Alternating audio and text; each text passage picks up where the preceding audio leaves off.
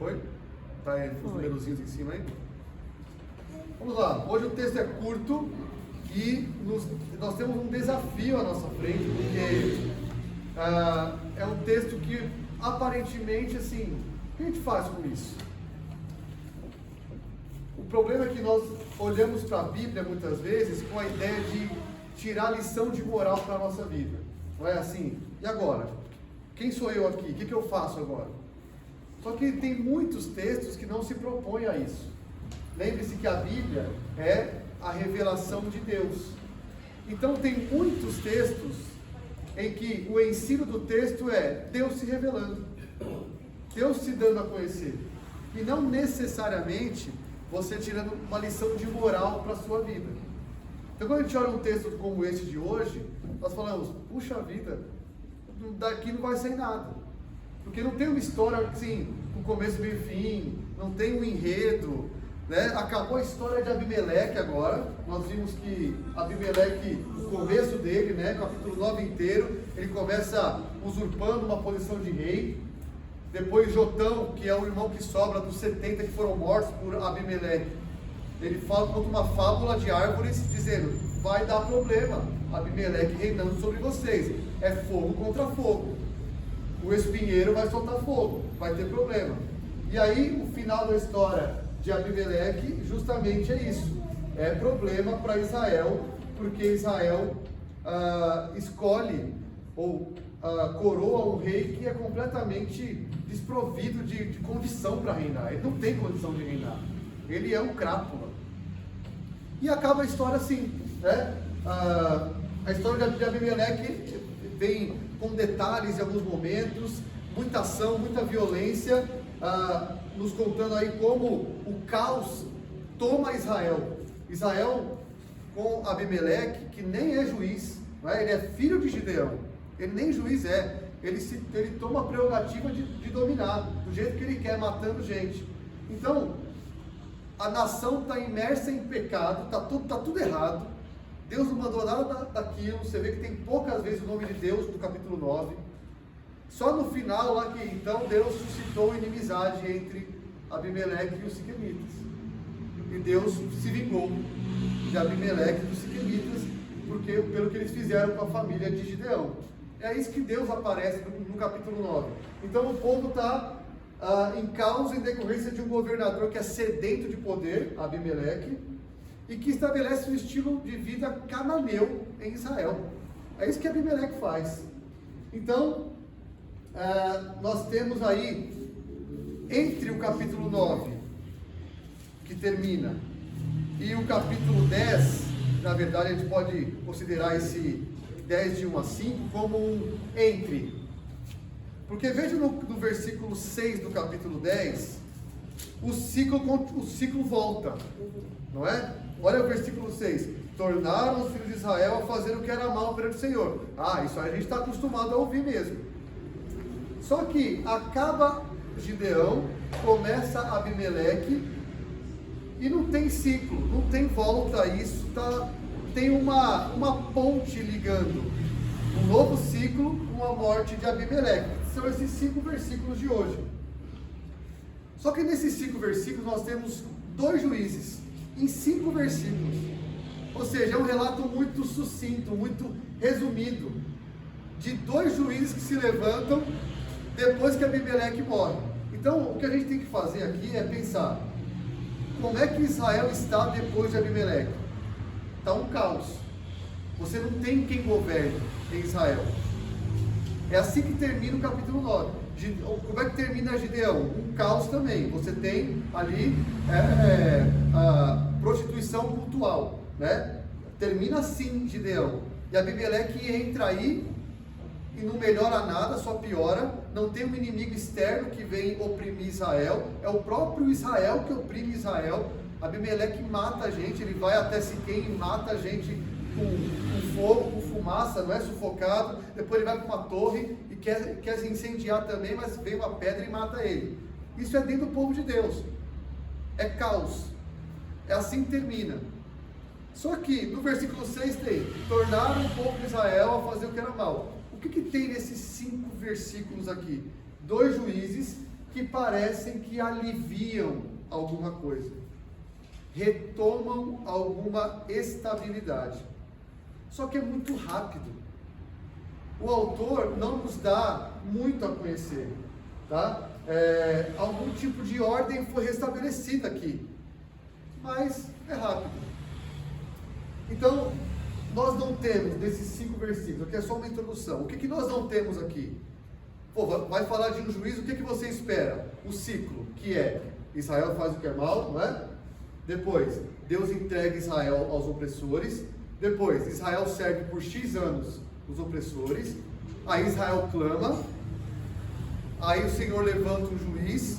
O juiz vence os opressores e Israel tem paz por X anos. Esse é o ciclo de um juiz. Mas nós vemos agora 2 juízes menores. É assim que eles são chamados. Juízes menores. Por quê? Porque eles são piores? Não, porque ele tem pouco escrito. É igual os profetas maiores e menores, né? Você tem lá Isaías, Jeremias, Ezequiel, Daniel, são profetas maiores. Porque tem mais escrito sobre eles. Profetas menores, eles têm um capítulo só. E aqui o caso nós temos juízes menores agora. Nessa perspectiva, tem pouco escrito sobre eles, mas está aqui. Nós não sabemos aqui de muitos detalhes. Quanto tempo de opressão sofreu, que povo oprimiu, se é que algum povo oprimiu, ou se foi o próprio Israel que estava mal. Nós não sabemos se esses 2 juízes, se era canhoto, se não era, né? Nós não sabemos se Deus fez maravilhas assim, fez lã ficar seca quando choveu. Nós não sabemos se isso aconteceu. É tudo rápido. O texto, então, trata de uma forma muito breve os 2 juízes. Não tem delongas sobre isso, sobre suas ações militares, como é que eles venceram, se foi com tocha na mão e cântaro de barro, se foi com arma, não é falado isso. Então a gente tem aqui um desafio para nós. Qual é o desafio? O que esse texto está fazendo aí? O que esse texto tem para nos ensinar? Podia estar sem isso aí? Na nossa perspectiva humana podia. Acabou Abimeleque, aí já começa o versículo 6, tornaram os filhos de Israel.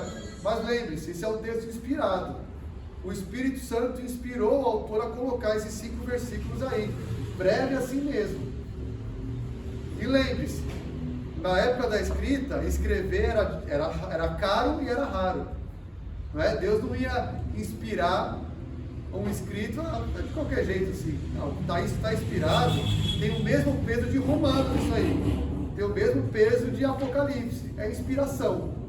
É isso que eu quero dizer. São textos breves, que aparentemente não fala nada pra gente, mas lembre-se, é inspirado por Deus, tem o mesmo peso de escritura que a carta aos Romanos tem, que as palavras de Jesus nos evangelhos têm. Então, vamos entrar nesses 5 versículos, nesse desafio. O que isso está fazendo aí? Por que o autor colocou isso aí? Se é tão superficial aparentemente, se parece que não tem nenhuma ligação com nada, tá? Mas eu já dei algumas dicas aqui de como é que a gente pode olhar. Termina Abimeleque, lembra-se disso que eu no final vou retomar. Abimeleque termina, o povo está em caos, não tem ninguém dominando o povo está cananizado, ídolos de Baal, gente matando gente, israelita matando israelita. Isso acaba o versículo 9. O capítulo 9, no versículo 6 do capítulo 10 tem: tornaram a fazer mal o povo de Israel. O que você tem nisso? A dica parece-me que você tem um tempo de estabilidade, de ordem, só que é breve. Vamos lá, vamos entrar no nosso texto então. Diz assim: depois de Abimeleque se levantou para livrar Israel Tola, filho de Puá, filho de Dodô, homem de Issacar, e habitava em Samir, na região montanhosa de Efraim. Vamos lá, Tola é o nome desse juiz, que para muitos é o segundo juiz menor. O primeiro foi o tal do Sangar. Lembra lá em Juízes 3, que ele venceu 600 filisteus com uma aguilhada de bois? Há uma dúvida se ele foi juiz ou não. O nome dele não é um nome hebraico, pode ser um cananeu ali que foi usado por Deus para livrar Israel. Mas, sendo Sangar juiz ou não, tem um relato de um versículo sobre ele, 3:31, está lá. Agora a gente tem um próximo juiz, agora aqui a gente tem um juiz, tá? Que é o Tola, e nós vamos ter mais 6 juízes menores. E nós vemos que, o que se fala sobre ele? Julgou a Israel 23 anos e morreu, e foi sepultado em Samir. Olha aí, que beleza. Entendeu? Acabou. Esse é o juiz. Olha que brevidade, comparado com o Gideão, né, que foram 3 capítulos, o chamado, o que aconteceu, os testes, comparado com Eude, o canhoto, que detalhou lá como é que ele ganha do rei Eglon, comparado com Débora e Baraque, isso não tem nada do Tola, mas é Bíblia, é inspirado por Deus. Por que está aqui? Vamos lá. Então, em comparação com esses grandes juízes, nós não temos informação de como é que Deus chamou Tola, como é que ele venceu os inimigos, como ele julgou, se houve intervenção sobrenatural de Deus, se houve milagre, se houve coisa... Livrou Israel, livrou de quem? Então, livrou de quem? Não é falado isso. Se ele fez alguma ação espetacular, enfim. É possível o seguinte, nós temos 2 palavras aqui importantes. Ele se levantou para livrar. Esse termo livrar aqui é o mesmo termo que está lá no capítulo 2, versículo 16 de Juízes. Volta lá. 2,16. O 2,16 está no contexto que o autor está contando como é o ciclo de um juiz. O que Deus fazia para libertar o povo? Suscitou o Senhor juízes que os livraram das mãos dos que o pilharam, dos que os oprimiam. Então, eu estou olhando para a mesma palavra, esse livrar aqui é a mesma palavra que aparece ali, que é a mesma palavra que aparece no capítulo 3, versículo 9. Clamaram o Senhor os filhos de Israel, e o Senhor lhes suscitou o libertador, que os libertou. Mesma palavra. E 3,31, que é a história de Sangar. Depois dele foi Sangar, filho de Anate, que feriu 600 homens dos filisteus com uma guilhada de bois. E também ele libertou. Então, para a gente cavucar o texto, como nós devemos fazer, essa palavra é usada sempre no livro para falar sobre um livramento sobre um outro povo, de cunho militar. Então, a dica que nós temos aqui, e aí a língua hebraica é bom, essa questão dos pastores e mestres são úteis, viu, gente? Porque a gente vai lá para a língua hebraica e fala, isso me ajuda a entender. Que tipo de livrar é esse? No livro, o autor usa sempre para ações militares. Então eu preciso levar isso em consideração. É o mesmo autor. Ele está supondo que você está lendo o livro. Então ele livrou Israel, e aqui no versículo 2, ele julgou, que é o verbo usado aí para os juízes. Lembra qual é a função dos juízes? A função era a primeira de libertador. Junto, muitas vezes vinha uma questão de estabelecer ordem, voltar à lei. Tinha-se também essa questão. Tanto que quando um juiz morria, eles desobedeciam. Então, por implicação, o juiz mantinha certa ordem de lei para o povo, de obediência. Então, ele livra e ele julga. Tá? Vamos ver um pouquinho mais sobre Tola aqui, sobre esses 2 versículos. Então é possível que ele tenha sido, muito possível, libertador militar, também alguém que estabeleceu uma ordem moral para o povo, tá? Ele se levanta para libertar Israel. Aqui a linguagem usada parece com Débora. Volta aí para o capítulo 5, versículo 7, que é o cântico de Débora. 5:7 de Juízes. Ficaram desertas as aldeias em Israel, repousaram até que eu, Débora, me levantei.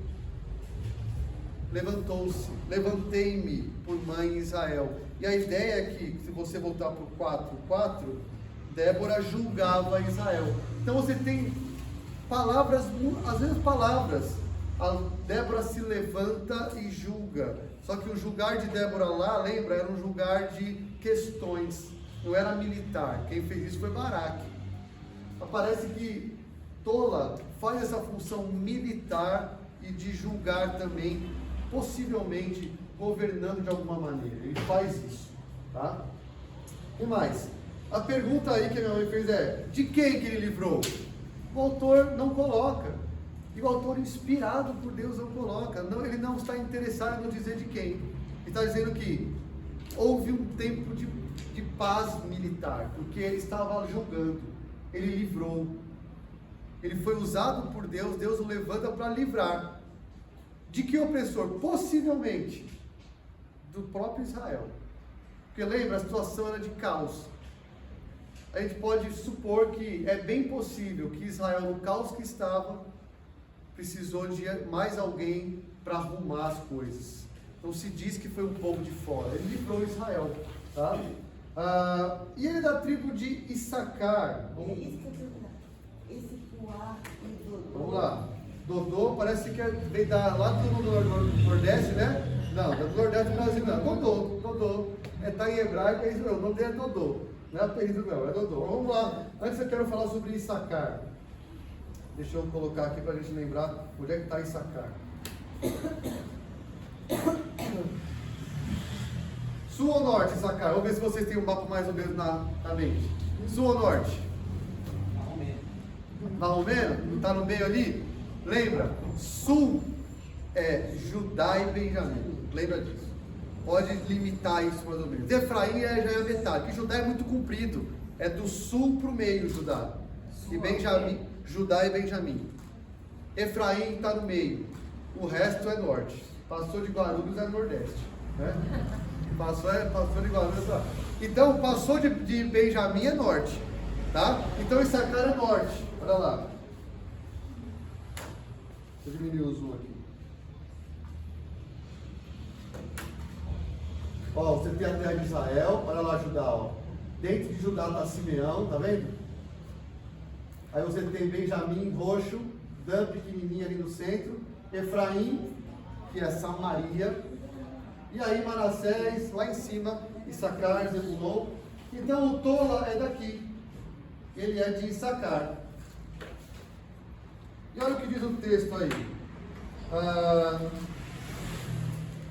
Versículo 2, ou no capítulo 10. Deixa eu deixar no mapa aí para a gente entender uma coisa. Versículo 1 ainda. Tola, filho de Puá, de Dodô, já vamos falar disso, homem de Issacar, e habitava em Samir, na região montanhosa de Efraim. Ué, ele não habitava em Issacar. Ele é de Issacar, mas ele habitava na região. Está vendo essa parte escura aqui? São montanhas. Ele habitava nessa região. Lembra muito onde Débora julgava, nas regiões montanhosas de Efraim. Regiões montanhosas de Efraim são sempre lembradas. Efraim era um povo muito militar. Então, não se sabe por que Tola é de Issacar e habitava em Efraim. No texto não fala, a gente vai supor algumas coisas. Possivelmente ele está lá em uma região onde tem homens prontos para a guerra, tem homens valentes, que Efraim é conhecido por isso. E alguns autores dizem, olha, pode ser que houve uma aliança ali dessas três tribos, Efraim, Manassés e Issacar, sob a direção de Tola, nesse período que ele julgou. Então Tola pode ter feito uma aliança para unir o povo. Ele fica nas regiões montanhosas porque ali você tem homens valentes. Não se sabe, mas é possível, tá? Só para a gente entender isso. Ele é de Issacar, mas habita em Efraim. E ele é filho de Puá, filho de Dodô, homem de Issacar. Abra aí em Gênesis 46. Gênesis 46, versículo 13.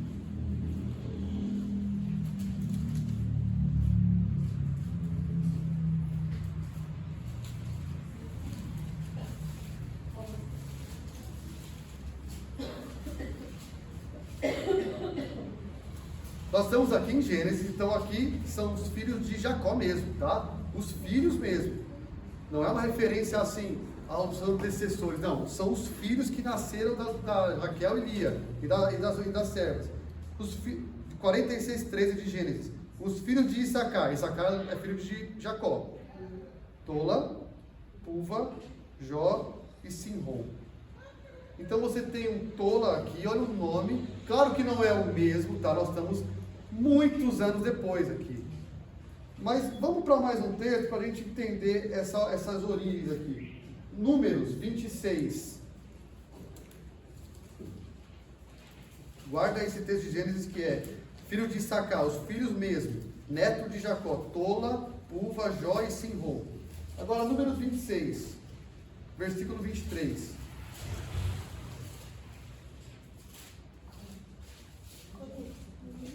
Os filhos de Issacar, 26, 23, de Números.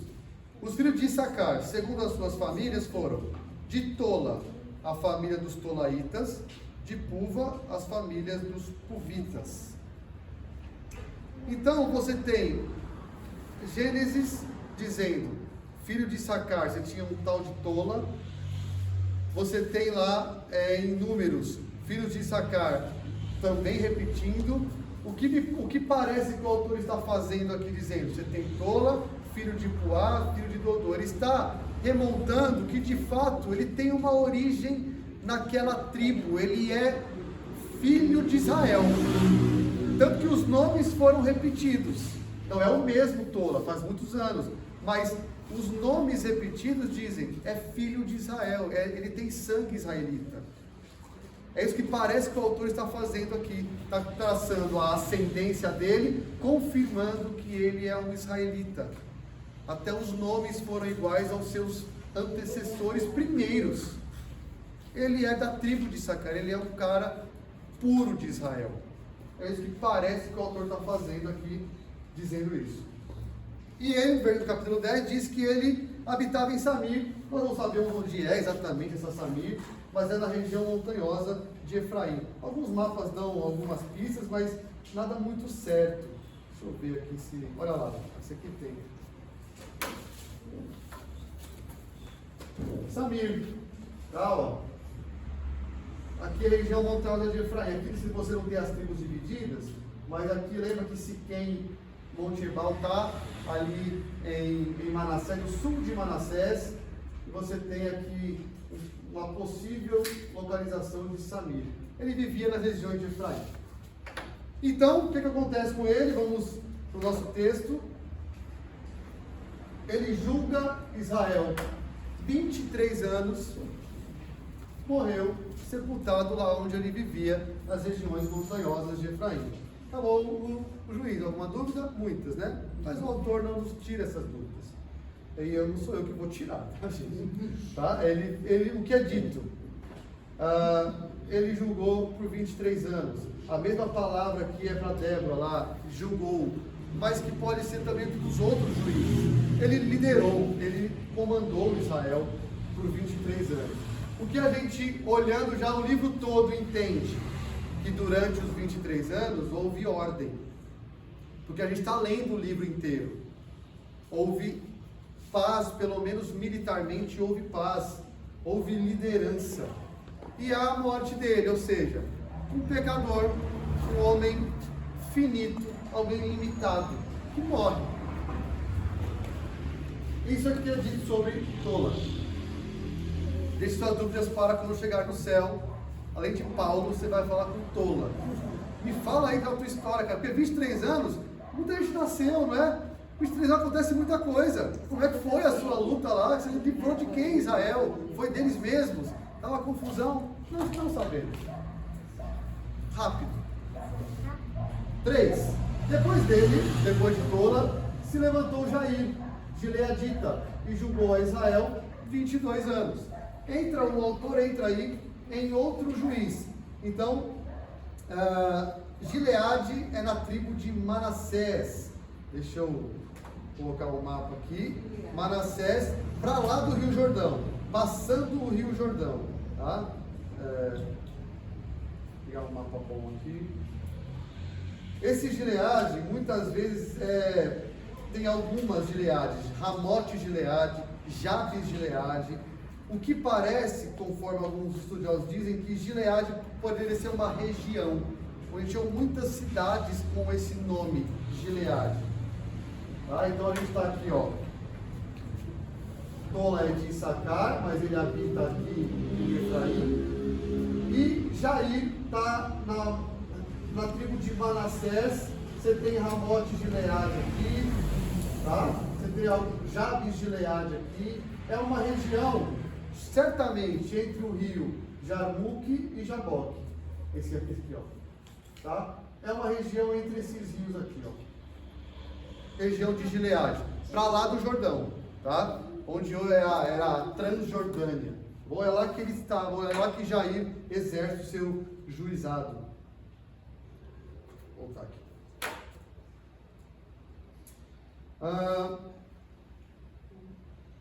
Vamos só, para embasar um pouco mais isso, Números 32.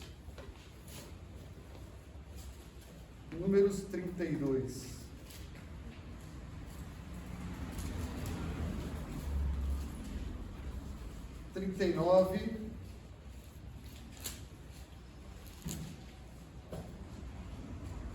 Olha só, ali no título que o editor da Bíblia colocou, distribuição da Transjordânia. Lembra que ficaram tribos para a direita, que não entraram, que não cruzaram o Jordão? Ruben, Gade, Manassés, de lá. Então olha só, 32, 39 de Números. Os filhos de Maquir, filho de Manassés, foram-se para Gileade e a tomaram e desapossaram os amorreus que estavam nela. Deu, pois, Moisés Gileade a Maquir, filho de Manassés, o qual habitou nela. Foi Jair, filho de Manassés, e tomou as suas aldeias e chamou-lhes Avote Jair. Avote é os assentamentos de Jair, ou as terras de Jair. É isso que significa Avote, os assentamentos, as aldeias. Tá? Então deu um Jair também passado, deu o mesmo nome. Isso aqui ele está muito depois desse Jair, é o mesmo nome. É um outro Jair, mas está no mesmo nome, na mesma localidade. Então, ele se levanta e é gileadita, julga Israel 22 anos. Então, ele é de lá também. Ele é um gileadita, ele é da descendência da tribo de Manassés ocidental, ou oriental, perdão. E aí, sobre Manassés, sobre Jair, a gente tem mais informações um pouco, os filhos dele. E um alerta aqui, Jair e seus filhos tem nada a ver com política, tá? Não coloque política ali do Jair e seus filhos, tá bom? Nada a ver com Jair e seus filhos. É porque ele ia combinar mais a voz boa. Tomou. Aceitamento. Ah, tem nada a ver aqui, é o Jair da Bíblia, tá bom, gente? Então lá, ele tinha 30 filhos que cavalgavam 30 jumentos. Tinham 30 cidades, a que chamavam Avote Jair, ou assentamentos, aldeias de Jair, até o dia de hoje, as quais estão na terra de Gileade. Então, olha o que o autor faz. Ele dá informações um pouco mais detalhadas sobre Jair do que Tola, certo? Tola, ele dá informações de quê? Da ascendência de Tola. Filho de Puá, filho de Dodô. Agora, Jair não é filho de tal, ele tinha 30 filhos. Olha que interessante. Abimeleque, pensa em Abimeleque, ele é filho de quem? Gideão. E ele teve quantos filhos? 70. Parece que o autor está fazendo uma jogada para a gente olhar algumas coisas. Tola, ele é filho da ascendência, ele fala a ascendência. Mas de Jair ele fala a descendência. Ele escolhe falar, ele está dizendo: desse eu falo quem é a ascendência, desse eu falo quem é a descendência. Então, referência a 30 filhos. Uma mulher só pode ter 30 filhos, gente? Então, esse cara era um polígamo. Aprendeu com alguém? Será? Quem já tinha alguma referência? Olha aí. Você tem alguém com 30 filhos, é impossível ser de uma mulher só. Então você tem alguém que tinha mais de uma mulher. Eu acho que lá no Nordeste tem, né? Minha avó falou. Minha avó teve 22 filhos. 22, olha aí. Então, pode ser que tenha uma só mulher. A possibilidade é pouca. Lá, mas é bem possível que. Nunca duvide do brasileiro. Olha lá, ó. Se ela tem ela teve trigêmeos e 3 vezes uma sequência de trigêmeos. Aqui, 26. 26. 26 filhos. Então lá era fácil. Então, olha só. Era tranquilo. Quem casava com 12 anos era um pudim. É possível que ele está falando de alguém polígamo, possível, tá? Para ter muitos filhos assim, ou alguém que veio do Nordeste do Brasil e foi para lá. E nem tinha mais, eu sou nordestino, eu faço filho. É o Dodô. Resolvida a interpretação. Foi o Dodô. Achamos a ligação. Foi o Dodô. Achamos a ligação. Muito bom esse estudo de interpretação, tá todo mundo bem. Tô tranquilo agora. A gente está Olha, entendendo Vocês tudo. estão entendendo tudo. Bom, isso lembra, muitos filhos, lembra Abimeleque. Tá? Teve 30 filhos. E olha, que cavalgavam 30 jumentos. Isso é um sinal de alguém abastado, tá? De alguém que tinha poder, de alguém que tinha riqueza.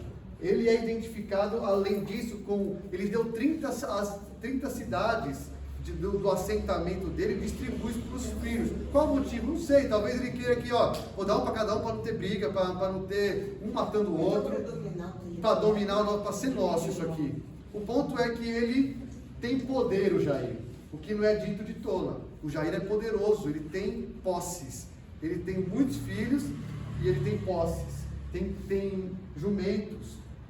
Isso é sinal de alguma questão de dinastia, alguém com poder, tá? E a sua família governa em 30 cidades. Ele tinha prestígio, certa prosperidade, tá? Possivelmente, então, o que os estudiosos dizem é alguém que imita um pouco Abimeleque, que quer resolver o problema ele mesmo, com filho e dominando para ele a situação. Então não parece ser algo muito positivo aqui em Jair. Alguém que quer dominar, alguém que tem muitas posses e muito poderio. É isso que parece que o autor está nos dizendo, com jumentos, 30 cidades e 30 filhos. Tá? É muito poder, concentração de poder ali para ele. Como vocês bem disseram, ele aprendeu de alguém. A semente foi passada de alguma maneira, um mau exemplo foi passado. E ele morre e acaba o texto aí, é isso que é dito. Deixa eu voltar aqui.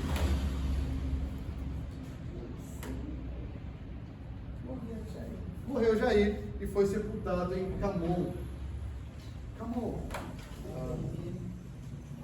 Deixa eu pegar Camon aqui. Também não é muito certa a localização, mas é muito mais provável que seja localizado aqui, mais do que inclusive Samir. Tá? Samir aqui, mas Camon está aqui em cima, ó. Povoado de Jair, lembra? Jordão está aqui, ó. Então eles estão na terra de Gileade, desse lado. É aqui que estão os 30 filhos, as 30 cidades e o poderio de Jair, tá? Que julgou por 22 anos e morreu. Tá? Então lembra, o que o autor está nos dizendo? Julgou existiu ordem, certa paz militar, não houve problemas como houve antes. O juiz coloca essa estabilidade de alguma maneira. Só que ele morre. E tanto é que o versículo 6, como eu disse no começo, diz: e tornaram os israelitas a fazer o que era mal. Portanto, antes havia uma estabilidade. De alguma forma havia com esses dois. Fernando. Eu queria falar no começo do texto, te perguntar uma coisa que me dá curiosidade. Ok. Você falou que possivelmente o próprio Israel estava instalado caos e tal. Poderia ser algo assim geral ou tipo tribo contra tribo? Então, Gideão já começa a se vingar. Lembra lá de Gideão? Ele passa em cidades para se vingar, de Sucote. Abimeleque também, ele se vinga de cidades. Então, não havia, aparentemente, o que a gente pode deduzir é que não havia um clima pacífico.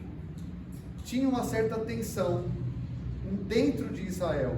Se era tribo contra tribo, cidade contra cidade da mesma tribo, a gente não sabe, mas o fato é que Abimeleque morre e deixa o Israel caótico, de pessoas que se matam, de pessoas que adoram a Baal e que nada é feito contra isso, de pessoas que servem a outros deuses.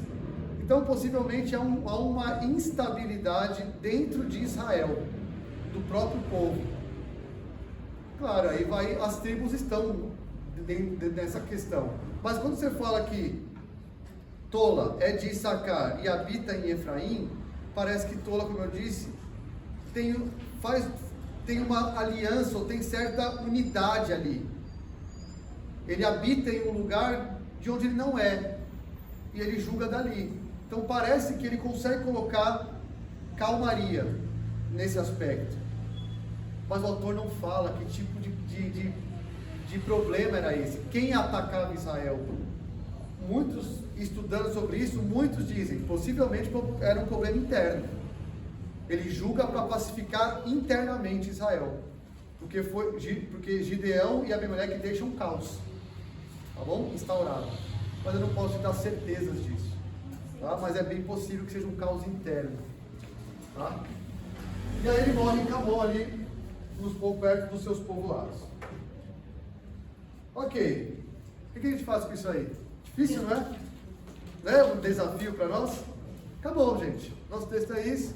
Que Deus aplique ao seu coração. Vou fazer isso com vocês. Ainda que eu ore que Deus aplique, mas a gente precisa explorar mais isso, né? O que a gente faz com isso? Nesse Jair. Esses 22 anos, com esse monte de posses, ele teve calmaria? Quando fala que ele julgou, tá? Aqui. Julgou. Então, nós estamos dizendo, olhando para o livro todo, que ele estabeleceu paz militar, no mínimo. No mínimo, paz militar tinha. Paz na terra. Não é falado que eles abandonaram os Baalins, o que não fizeram, mas paz militar tinha. E possivelmente, o que também é uma função do juiz, é estabelecer certa ordem moral com a lei. Tanto é que quando o juiz morria, o povo voltava a desobedecer. Então o juiz, de alguma maneira, mantinha o povo nas rédeas da lei. Mas a principal função é militar. Tá? Então, a gente pode afirmar que aqui você tem estabilidade por 45 anos. Tá? E aí eu falo, bom, o que eu vou fazer com isso, né? Primeiro, vou estruturar o texto. Como é que a gente estuda? E aí eu fiz colorido aqui para a gente comparar, olha só. Deixa eu diminuir o zoom.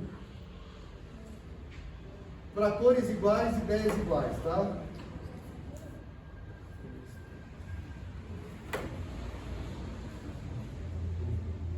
Bom, eu dividi o texto em duas estruturas grandes. Tola e Jair, que é óbvio, né? Bom, vamos dividir isso aqui.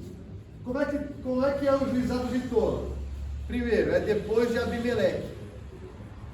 O autor nos dá uma questão cronológica. Foi depois de Abimeleque. Ou seja, ele pega um Israel em causa. Isso é importante. Propósito. Isso está no versículo 1 ainda. Livrar, que é salvar, que é aquele verbo para livrar militarmente. É esse verbo aí. Salvar, ajudar. Ele livra Israel. Ele fala da ascendência de Tola, filho de Puá, filho de Dodô, não é? O autor foca nos pais. O local da habitação de Tola, montanha de Efraim. Ele é de Issacar, mas ele não está em Issacar. Que nos parece, o que ele está dizendo com isso? É que ele tem que cavucar. Por que ele não está lá em Issacar? Se ele é de lá. Porque parece que houve paz até em outras regiões. Tanto que ele está lá. Tempo que Tola exerceu o juizado, versículo 2. E ele é morto, a morte e o local do sepultamento. Ele é sepultado não na terra dele, mas nas montanhas de Efraim, onde ele habitava. Então parece haver unidade ali, e não rejeição. Agora Jair, ele é depois de Tola, veja. Eu estou colocando em cores o que o autor está nos passando que é semelhante. Local e tribo de origem. Aqui ele fala que ele é de Sacar, não é? Aqui ele fala gileadita. Se ele é gileadita, o israelita leitor sabe, é de Manassés. É igual você falar, ele é de Betim. Você sabe de onde que ele é? É de Minas Gerais. Né? Então, ele é gileadita. Então, o autor nos dá também a origem de Jair. Tempo que Jair exerceu o juizado, 22 anos, aqui foi 23. Informações sobre os filhos. Aqui eu coloquei da mesma cor, porque eu tenho contraste, mas o autor foca aqui na ascendência e aqui na descendência. E aqui ele me dá mais informações. Quantidade de filhos, posses e poderio. Ele tem 30 jumentos, 30 cidades. São 30 filhos. E o local da habitação, que é lá nos assentamentos de Jair, né, no Rabote Jair. E a morte, o sepultamento. E o sepultamento. E agora? Bom, vamos responder as suas perguntas para a gente tentar entender as coisas. Mas antes, deixa eu falar algumas coisas de conclusão aqui, para a gente... Para eu mostrar... Não falou mal pro juiz. Não falou mal. O Jair, a gente pode pensar que não tem coisas tão positivas quanto Tola. Tola não fala nada. O Jair ele tem 30 filhos, improvável que seja uma mulher só, 30 jumentos e 30 cidades. É alguém que quer domínio. O autor está nos dizendo isso, descrevendo. Ele quer domínio. Ele é alguém que lembra Abimeleque. Dessa questão de poderio. Ele lembra alguém poderoso. E algumas coisas que eu anotei aqui para a gente concluir primeiro, esses juízes menores mostram que, já falei algumas vezes, houve certa estabilidade na terra após o Abimeleque, o reinado de Abimeleque. E esses juízes menores estão dentro do livro de Juízes. Eles servem também aos propósitos do livro. Eles estão primeiro mostrando que a história dos juízes não se limitou aos 6 grandes juízes. Teve mais. Mas que foram homens que a gente não sabe muito, mas que exerceram o juizado. Mas que foi bom, que teve paz. Que foi bom. Então, coloque esses 5 versículos dentro da proposta do livro. Não são só os grandes que a gente sabe muita coisa. São pequenos também. 46, quase meio século de tranquilidade, de estabilidade, ainda que com as falhas, ainda que com um Jair um tanto poderoso, mas houve paz em Israel. Uma coisa. Ser poderoso também não é ruim, você ter o poder. Muitos reis poderosos tinham essa liderança. Né? Não é uma coisa ruim ser líder, ter poder sobre Tipo Davi, que você quer dizer? Então, vamos voltar para Deuteronômio 17, que Deus fala sobre como um rei deve se portar. Lembra que são 3 coisas: não pode ter muitas mulheres, não pode ter muitos cavalos e não pode ter muito ouro. Isso é lei, isso é instrução, isso é prescrição de Deus. O rei não pode ter isso. Então a gente olha Jair com alguém que tem muitos filhos, e a gente está concluindo que teve mais de uma mulher, que ele tem 30 jumentos, é alguém que tem algum poderio com animais, e ele dá para os filhos, para cada um, uma cidade. Todas essas características apontam não para algo tão positivo. É isso que eu estou tentando mostrar. De acordo com as instruções de Deus, não parecem ser características positivas de alguém que, apesar disso, trouxe paz e estabilidade para Israel. Apesar disso. Porque o jumento não é cavalo. Não é cavalo. Era muito raro você ter os cavalos eram mais raros do que os cavalos eram para jumentos. guerra. Isso. E o jumento para serviços domésticos. E para caminhada, porque o cavalo não anda muito bem em terras, o jumento é mais para isso aí. Para isso. Então, poderia também ser um lado que a gente poderia olhar para o lado positivo. Ele não fez o que era mal, que era pegar o cavalo, ele teve o jumento. E ele fez um bom serviço de Ele julgou, ele paz. trouxe paz. Trouxe paz, e pode ser que a mulher era uma Então, 50% cada. A gente pode difícil. porque as mulheres primeiro tinham vontade do outro. Vote em Jair. Vote em Jair. E seus filhos. Eu já poderia no Jair. Eu acho que naquele tempo era mais proteção de uma mulher. Então, é muito pouco provável isso, que isso seja, estudando, lendo sobre isso, é pouco provável que seja tudo positivo. E ainda eu pensei prosperidade. Deus o abençoou, deu uma Então. prosperidade para ele. Na bênção, viu? Olha aí. Obediente. Fala aí, Brasil. O aspecto meio complicado é que se ele era um juiz, ele estava usando a lei para pacificar o povo, mas ele estava agindo diferente do que a lei dizia.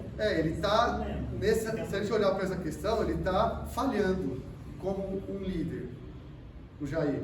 Mas ainda assim ele é usado para trazer paz militar, para trazer alguma estabilidade para o povo durante 22 anos, ainda com essas possíveis falhas dele.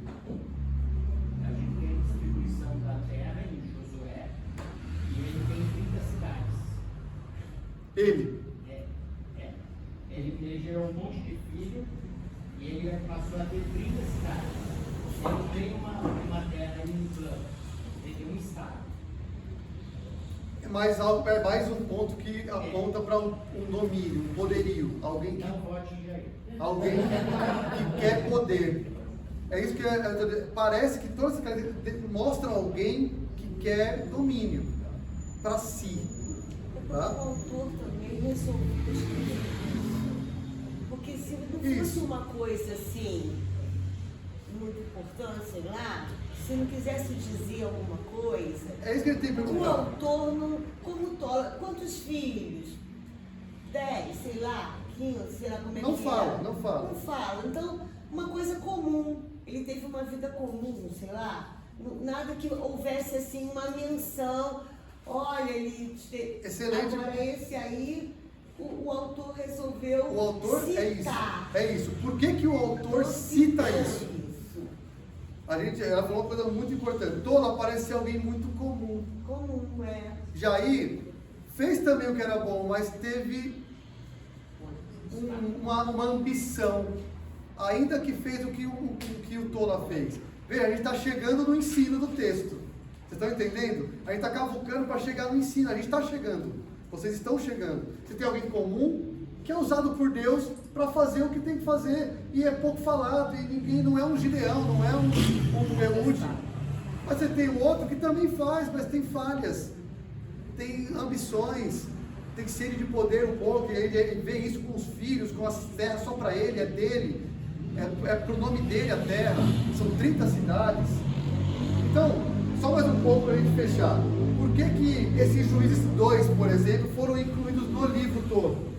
E aqui o autor diz, talvez uma razão seja bem simples, para completar o número de 12 juízes, e assim ter um juiz para referente, um número completo de 12. Foi totalmente, os números são 12 juízes, 6 maiores e 6 menores. Não é aleatório isso. Ele está dizendo, de forma completa Israel foi julgada, nesse sentido, foi livrada, Deus interveio de forma completa. Isso mostra a graça de Deus.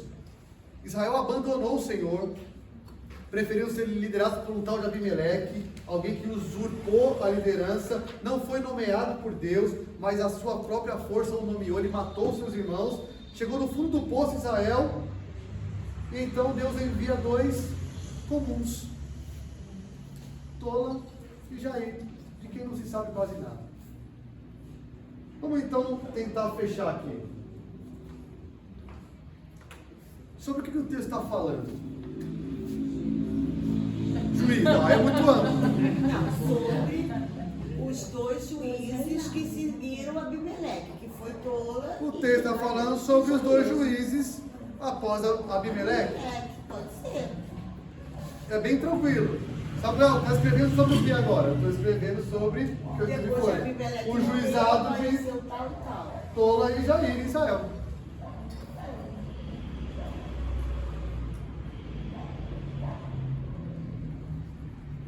Certo? Estou falando sobre isso agora. Sobre o juizado de duas pessoas, Tola e Jair. Estou falando sobre isso. Tá, o que você está dizendo sobre isso que você está falando? Bom, sobre Tola, ele foi depois de Abimeleque.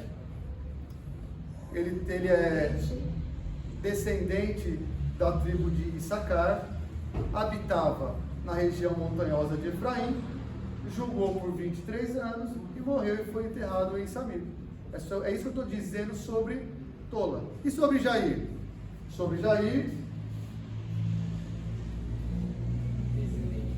após ele, se levantou Jair, gileadita, que julgou Israel por 22 anos, tendo 30 filhos que cavalgavam 30 jumentos e tinham 30 cidades. Jair morreu e foi sepultado em Camon. Não pode falar de paz, assim? Então, o autor não escreve isso. Não há problema em você dizer, se ele julgou, é porque houve tempo de paz e estabilidade. Houve. Tá? Mas eu estou dizendo sobre isso daqui, ó. Essa paz está aqui, ó. 23 anos e 22 anos. A origem dele, né? O tempo que ele... Percebe como o autor escolhe descrevê-los? Eu preciso olhar para isso. Por que está aí isso? Por que ele descreve um com 30 filhos? Por que um ele fala dos ascendentes? E aí você tem que quebrar a cabeça, porque é a palavra de Deus tão quanto a palavra de Jesus nos evangelhos. Deus inspirou Samuel a escrever esses 5 versículos aí. Não é à toa. Agora eu preciso olhar o livro. O que veio antes, o que veio depois? Lembra? Eu comecei assim. O que veio antes? Caos. Israel não tem quem julgue.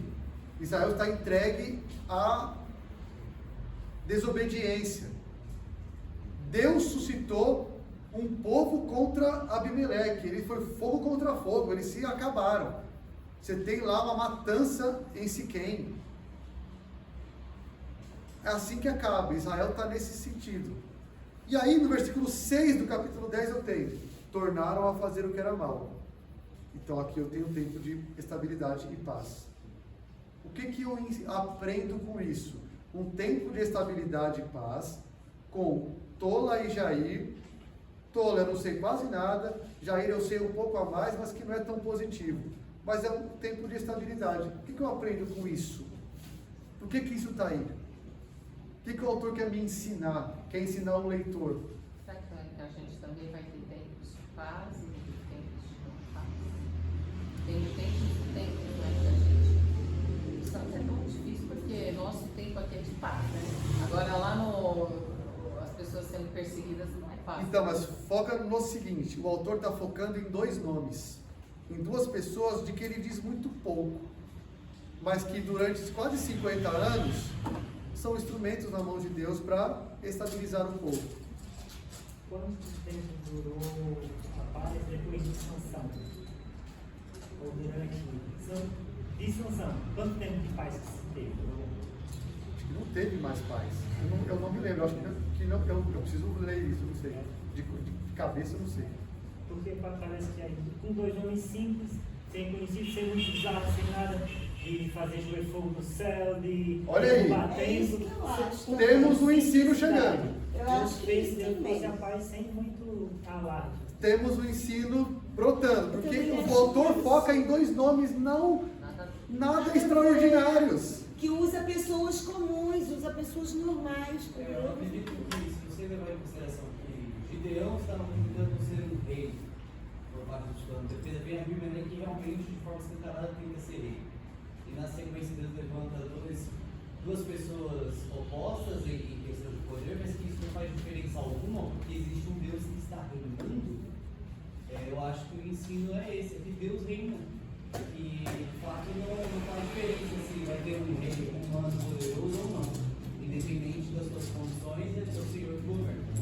O ensino, eu acho que está indo vocês estão chegando nele porque não há um ensino de lição de moral aqui, vocês perceberam? O que você tem que fazer? Isso aqui te ensina a fazer o quê? Prescritivamente. Não tem. Então ele tem que tomar cuidado e dizer, o que eu tenho que fazer agora com esse texto? Esse texto fala mais sobre quem? Sobre Deus. O que o Natan falou, é sobre Deus isso. Deus o levanta. Agora, Deus levanta quem? Pessoas que o autor fala, eu não falo nada muito sobre eles. Pessoas ordinárias, comuns, que com suas ascendência do povo, mas não tem nada de extraordinário, e o outro que é meio tem uma falha ali de poderio, mas eles trazem paz para Israel. Então, o que eu trouxe de ensino e que, quebrando a cabeça, né? Porque esse texto ele tem que quebrar a cabeça. Eu escrevi o seguinte: por meio de pessoas comuns, pecadoras e mortais, eles morreram. De quem não se sabe muito, por meio dessas pessoas aqui, ó. Quem é isso aqui? Levanta a mão. Eu levanto a mão. Sim? É você? O que o presidente dos Estados Unidos sabe sobre você? Nada. O que a ONU sabe? Nada. Não se sabe, isso é comum. Deus continua cuidando e restaurando a estabilidade em seu povo na história dos períodos conturbados. De fato, Natan, Deus reina. Acho que eu posso ter um braço dizendo isso. De fato, você está certo. O rei é Deus. Mas assim, eu não vejo isso como completamente explícito que o autor queira mostrar reinado ainda. Mas soberania de Deus em cuidar do seu povo. Deus está cuidando de Israel. Deus está estabilizando Israel. Quem faz isso é o rei mesmo. Tá? Depois vai colocar Deus, vírgula, o rei, vírgula, o apóstolo, continua, o legítimo rei. Caberia nessa tese. Fica estranho uma coisa que eu acho, que é Deus que trouxe a paz. Por meio de duas pessoas. Então Deus também trouxe o pecado para as pessoas que podem. Deus não deu um período de paz às pessoas. Sim, isso, ele está lendo desde o começo. E Deus enviou os opressores para julgar, para punir. É Deus quem faz. É justo. É disciplina. Deus disciplina o povo. É Deus quem faz isso. Fica estranho, né? Não. Deus disciplina os seus. A disciplina inclui coisa ruim. Não é agradável a disciplina. Tudo por causa de Deuteronômio. A lei não está sendo cumprida. É isso aí. Então, um texto desse que nós vemos hoje não tem uma lição de moral para você. Tem um Deus se revelando como eu continuo cuidando do meu povo por meio de gente do seu João. Está lá no interior do Acre, pastoreando a cidade. Eu pensei, João está lá. Os nossos missionários. Vai ver aquele quadro ali. Você não conhece charada ninguém. não vai ser famoso. Deus está mas ele cuidando. Deus está cuidando e restaurando estabilidade para o seu povo em períodos ruins, por gente que nem você vai morrer e nem vai saber o nome nunca. Veja lá nos finais das cartas de Paulo. Você tem lá Tíquico, um monte de nome, que foi útil para o reino de Deus, mas de quem não é falado muito. Mas o Tíquico fez uma coisa importantíssima, ele levou a carta de Colossenses para a cidade. Importante ou não o que ele fez? Claro que foi, senão a gente nem teria essa carta. Mas olha, é Tíquico, não sabe quem é filho de quem, de onde se fez milagre não. São pessoas simples, com suas falhas, pecadoras. Você tem aqui, ó, Tola, Jair, os dois. Certo? Claro que o Tola também é pecador, mas o texto enfatiza um Jair um pouco mais prepotente. Você tem o Tola que é comum, o Jair e os dois mortais, de quem não se sabe muito. mas é Deus que continua cuidando do seu povo em momentos conturbados. Olha que texto importante para em tempos de crise, em tempos de caos. Irmãos, Deus está cuidando de nós, por meio de líderes que Ele levanta e que às vezes não são conhecidos. A gente tem YouTube há 15 anos, pessoal. Antes do YouTube, você não sabia quem era o Augusto Nicodemos. Ele estava cuidando lá no interior do Nordeste de muita gente, pastoreando o rebanho de Deus. Deus estava cuidando por meio dele, alguém que ninguém conhecia. Agora ele tem um conhecimento, mas e quantos seu João, né, tem lá nos interiores e interiores, que fazem trabalhos maravilhosos? É Deus cuidando do seu povo. O que a gente faz com esse ensino? Agora vem as aplicações para a gente aqui hoje. A gente tem aplicações, mas veja, não são lições de morais, não é lição de moral. Você não precisa se identificar, quem sou eu aqui, Jair, Tola, quem sou eu? Que a gente costuma ir para a história da Bíblia assim, eu sou Davi. Não, você não é o Davi. Você é o povo de Israel que precisa de alguém para salvar. Quem somos nós? Nós somos o povo de Israel que precisa de alguém, que é instrumento de Deus para cuidar de nós. Nós somos o povo que briga entre si, que precisa de alguém. É assim que nós aplicamos esse texto. E por vezes Deus levanta Jaís e tolas, não tolos, tolas, para fazer. Então, viu? É um texto difícil, não é? Desafiador, mas que nos ensina sobre Deus. Sobre Deus. Não, primeiramente, sobre nós, mas sobre Deus. É isso. Alguém quer complementar uma coisa? Difícil, né, Raquel? Esse é difícil. Esse é bem difícil. Tem alguns em Atos lá que eram difíceis também. Tem o seu mais fácil. Esse aqui foi bem desafiador. O que ele está querendo dizer com isso? No lugar que está. Porque eu acho que a chave, só voltando, a chave é, o que vem depois disso? Tornaram a fazer o que era mal. Então Deus usou esses homens. Sem falar de milagres, sem nada extraordinário, mas Deus usou. Louvado seja Ele. Que Ele está cheio de graça para com o seu povo, com que Ele tem aliança. Vamos orar? Vou parar aqui o vídeo. Vamos ficar em pé?